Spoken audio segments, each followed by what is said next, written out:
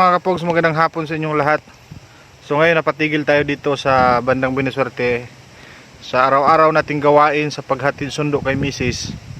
At dito ko nga naisipan na mag-video kasi ang background natin is parang fresh na fresh.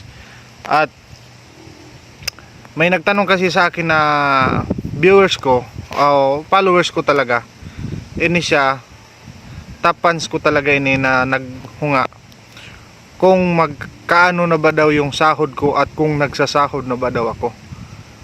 Boss, sa awa ng Panginoon, wala pa talaga akong sinasahod.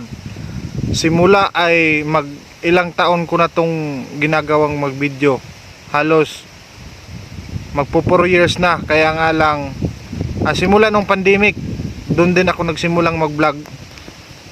Kaya nga lang di ko na, dati tinigil ko mga 2 buwan kasi nga nagsawa na ako, walang nanonood.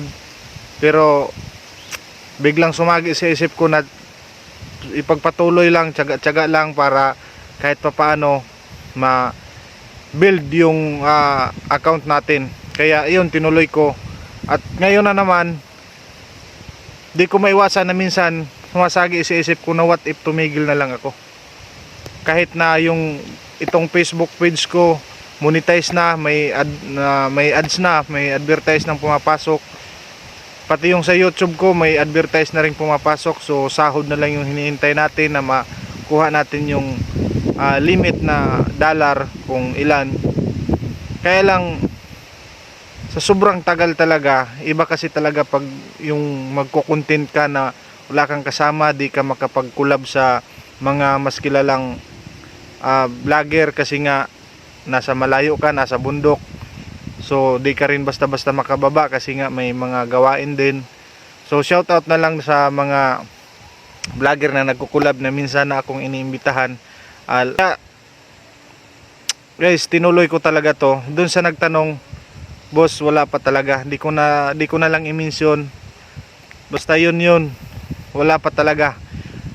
Basta yan yung tandaan yung mga followers ko, viewers ko, pag ako nakasahod, ipapakita ako talaga sa inyo kung ilan yung unang sahod na matanggap ko. So may dollar naman kasi talaga, may dollar naman sa dashboard ko. May nakikita akong earnings. Kaya nga lang di pa talaga natin makuha yung kailangan ni Mita. So siguro yan na nga yung sinasabi ng iba na tiyagaan mo lang, makukuha mo rin yan balang araw. So salamat sa mga sumusuporta sa akin, sa mga bashers ko dyan, lalo na sa inyo. Diyos ko por santo, amin, alleluia. At guys, salamat sa inyong lahat. Meron na tayong 16,000 plus followers at 1,670 subscribers sa YouTube natin. Guys, again, maraming salamat po sa inyo. This is Kapogs.